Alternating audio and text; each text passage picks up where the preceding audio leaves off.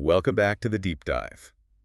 So today we're going to really take a sledgehammer to one of the biggest, most frustrating barriers in learning English. I think it's one that almost everyone feels. Yeah, exactly. If you're one of the millions of dedicated learners out there, you probably assume that true fluency, That real yeah, confidence. that smooth, confident feeling, it can only come from one of three things, like shelling out a ton of money for classes or moving to another country, Or finding that perfect speaking partner who's, just available all the time. which is basically impossible. Right. But the sources we've gathered today, they offer a really powerful counter-narrative to all of that. And that's what we're here for. Our mission in this deep dive is to pull out the proven, accessible methods that let you build incredible English skills, confidence included, all from your own home. We're talking zero-cost solutions. Exactly. Structure, efficiency, and things that make English a less stressful, more automatic part of your life. And I think that's the core idea we found across all the material, isn't it? It is. This idea that huge improvement doesn't come from these massive, weekend study sessions. No, it's the cumulative effect. It's the small, consistent, daily practices. We're talking 5 or 10 minutes, but done religiously. And this is a huge mindset shift. It really is. The sources all confirm you can build that confidence right in your own room. You are the main resource. You are. It means you stop looking for external validation, like grades or someone telling you you're good, And you start focusing on your own internal consistency. your own self-structured learning. Okay, so let's unpack that. This idea of consistency over perfection. Because the stress of studying, that's what kills the enthusiasm for so many people. It does. The goal here is to make English less of a chore. And more of a natural part of your daily routine. Exactly. Which brings us to the first and maybe the most surprising technique, something a lot of learners are hesitant to try. Self-talk. Self-talk. It's fascinating because it directly attacks the main cognitive bottleneck that learners face. Which is the translation process, right? That's the one. And I can just hear people thinking, wait, you want me to talk to myself while I'm washing the dishes? I'm going to feel ridiculous. Oh, absolutely. And the source material says that directly, that it might feel funny in the beginning. But it works. But it works wonderfully because of its direct neural impact. You see, most intermediate speakers get stuck in that translation loop. Right, they think of the sentence in their native language first. They form the whole thought, they mentally translate it, and then they speak. And that's where all the pauses and the awkward grammar comes from. That lag is where fluency just completely breaks down. Right. Self-talk gets rid of the lag. You start super simple, just describing basic actions as they happen. Like what? Give us an example. I'm putting the coffee grounds into the filter, or I'm organizing my books on the shelf. The light's turning green now. Exactly. You're just labeling your world in English in real time. I see. And as you get better, you move from just describing things to making comments. So instead of just, I'm preparing my food, you'd say something more. Yeah, you might think, I should probably add some chili flakes next time because this is a little bland. Ah, okay, so you're generating original thoughts. And that's the crucial payoff. You are forcing your brain to form thoughts directly in English. You're bypassing your native language. Which is the very definition of thinking in a language. It's true cognitive fluency. That makes so much sense. Mm. But before we get into the specific daily exercises, we have to talk about the big psychological barrier. The fear. The fear of making mistakes. It stops people from even trying something like self-talk. It is paralyzing. So many learners connect mistakes with failure, which is usually a hangover from school. Where red marks on a test meant a bad grade. Exactly. But we're not in school anymore. The stakes are much lower, but that anxiety is still there. So how do the sources suggest we reframe that fear? The reframing is everything. The sources are very clear. Mistakes are simply signs that you are learning something new. They're not failures. They're data points. Precisely. And that begs a question for you, the learner. If every error is a teaching moment, why would you stop yourself from creating them? That's a good point.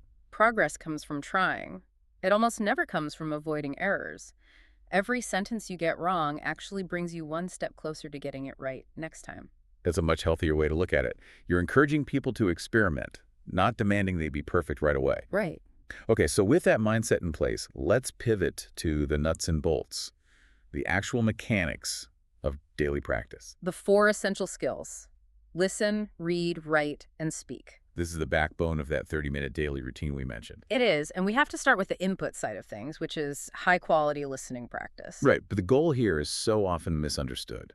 People feel this pressure to understand 100% of a podcast or a speech, And when they don't, they get frustrated. and they quit. Exactly. But understanding everything is explicitly not the goal, especially not at the beginning. So what is the goal then? It's about familiarizing your ears with the rhythm, the intonation, the way words link together, the natural speed of English. Think of it like tuning an instrument. That's a perfect analogy. Your brain needs to hear it over and over to start picking up the patterns. So what kind of listening should we be doing? Not just having the TV on in the background, I assume. No, it needs to be a little more focused than that, but still achievable. Short YouTube clips on a topic you actually find interesting. Or podcasts, short stories. Yes. And crucially, the sources say you should explore different accents. English is a global language, right? Right. If you only ever listen to a standard American accent, you're going to be lost when you talk to someone from Scotland or India. You will. Exposing your brain to different accents helps it recognize English no matter how it's spoken. It expands your recognition abilities so fast. Okay, so that's active listening. Now let's move to the second skill, which is reading, but specifically reading aloud. Yes, this is where we move into the physical production of the language. So what kind of stuff should we be reading aloud? I mean, do we need to be tackling Shakespeare? Absolutely not, no. Keep it easy. Keep it relevant. Like what? Short online articles, news blurbs from an app, social media captions, even messages you see. The goal is ease and volume, not difficulty. And there's a dual benefit here, right? It's not just about learning new words. No, not at all. This is where the deep dive really comes in. Reading aloud does two huge things for you. First, the physical part. Strengthening your tongue muscles, as you said earlier. Pretty much. We're talking about training your articulation, your ability to physically form the sounds of English, to put stress on the right syllable. It actually trains your mouth and throat. It does. It reduces that mushy sound that's common when you're not speaking your native language. It's like physical therapy for your mouth. I love that. Okay, so that's the first benefit. What's the second? It's grammatical. By reading well-written, correct sentences out loud over and over again, you absorb good grammar patterns subconsciously. Ah, so you don't have to sit there trying to memorize abstract rules from a textbook. You don't. The patterns just become part of your muscle memory and your auditory memory. And that is so much more efficient. Okay, let's move to skill number 3, writing. And this brings us to what the source is called the tiny diary. The Tiny English Diary is, well, it might be the most powerful tool for organizing your thoughts in a new language. And the process sounds so achievable. It's just 4 or 5 simple sentences about your day. That's it. 4 or 5 sentences. I mean, you could do that while you're waiting for the kettle to boil. It sounds completely non-daunting. Exactly. And you can write about anything. What you did, how you felt, your plan for tomorrow. And the power of doing that is what? It pays off huge dividends. Writing forces you to organize your thoughts and use your vocabulary in a structured way. And when you write a word down, you're reinforcing it. Visually and physically, yes. Which makes it much easier to remember and use when you're speaking later. It builds that mental scaffolding for thinking in English. Which brings us to the final skill, the active speaking component. Right. And this is the most direct fluency builder. The sources really emphasize this one. We're talking about the watching and repeating method, also known as shadowing. Shadowing, yes. For anyone who hasn't tried it, it's basically mimicking a native speaker as closely as you can right after they speak. So it's like an immersion technique you can do by yourself. That's a great way to put it. You're trying to copy the speaker's tone, their speed, their rhythm, their stress, not just the words. So you pick a short clip, maybe a scene from a movie or a motivational speech. Something clear and not too fast, and something you find interesting. Then you listen to one short phrase or sentence, you pause it. And you immediately repeat it. In your own voice, yes. Okay, I get the repeating part. But why is there so much focus on the tone and the speed? Isn't it enough to just get the words right? It's not, actually. The goal is to reduce what's called foreign accent interference. Often the reason someone doesn't understand you isn't your vocabulary, it's your intonation. The melody of the language. Exactly. English uses stress and pitch to convey so much meaning. When you match the speaker's melody by shadowing, you train your own voice to use the correct patterns. Which makes you So much clearer to other people. It improves your clarity and your ability to understand those patterns when other people speak to you. It's a huge win-win. It sounds a bit intensive, though. Maybe a little self-conscious. If I only have 30 minutes, is it worth spending 5 or 10 of them just repeating a clip? That is an excellent question. Shadowing is high intensity, high reward. The sources argue that 5 minutes of really focused shadowing is worth more than 30 minutes of, say, unfocused conversation, where you're just hesitating and translating in your head. Because it builds the muscle memory for production. It builds a foundation so that when you do have a real conversation, the words just come out smoother and faster. So the result is better pronunciation, more fluency, and more confidence, all at the same time. All at once. But all of these amazing techniques, they all run into the same problem. The Achilles heel of any self-improvement plan. Consistency. So how do we make sure we actually stick with it? Especially when life gets busy. You need a blueprint, a practical, low-barrier blueprint. And the sources suggest a simple, non-negotiable 30-minute block every day. 30 minutes feels manageable. How do we break that down? This is the secret to making it stick. We call it the 1-0-10-10 breakdown. Yep. You dedicate 10 minutes to your listening practice, 10 minutes to reading aloud, and the final 10 minutes to either your active speaking, which is shadowing, or your writing in the tiny diary. So you can choose. You can choose. And that small, regular investment is what ensures your skills grow steadily. It's about frequency, not duration. And the research supports that, right? Short, frequent practice is better for memory. Much better. It keeps the language fresh in your brain. You spend less time relearning and more time building, and your confidence just grows and grows after a few weeks. It's about cumulative effort, not these big, draining sprints. Exactly. But beyond that structured 30 minutes, there's one more layer. The seamless practice. Yes. Making English a natural part of your thoughts. This is the ultimate goal, really. It's taking that early self-talk practice and making it automatic. So how do you do that? You consciously think in English while you're doing mindless everyday tasks, cooking, walking the dog, waiting in line.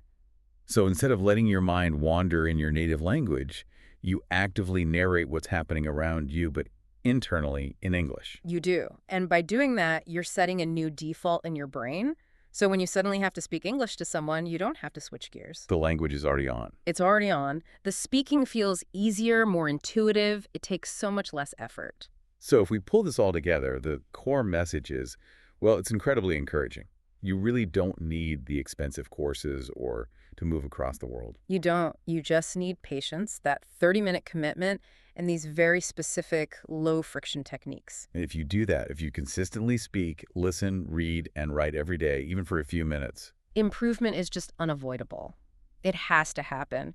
Your words will come faster, your sentences will feel smoother. and conversations will feel so much more comfortable. Because you've already done all the heavy lifting in private. So the advice is to celebrate those little wins. The fact that you did your 10 minutes of shadowing today, even if it felt weird. That's a huge win. Be kind to yourself when you stumble and just keep going. Absolutely. And, I'll leave you with this one last provocative thought. It's based on the power of that tiny diary we talked about. Yeah, that was a great one. Just think about it.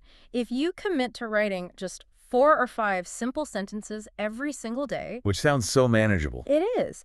If you do that, what do you think your English vocabulary and your ability to organize your thoughts will look like 1 year from now? Wow. You will have produced hundreds of pages of your own personal reflection and language growth. And that focus on consistent, small effort, not flawless performance, that really is the secret weapon. What a powerful reminder of how small habits can create just colossal results. Thank you so much for joining us for this deep dive into unlocking your English confidence at home. My pleasure. Keep learning, and we'll catch you on the next one.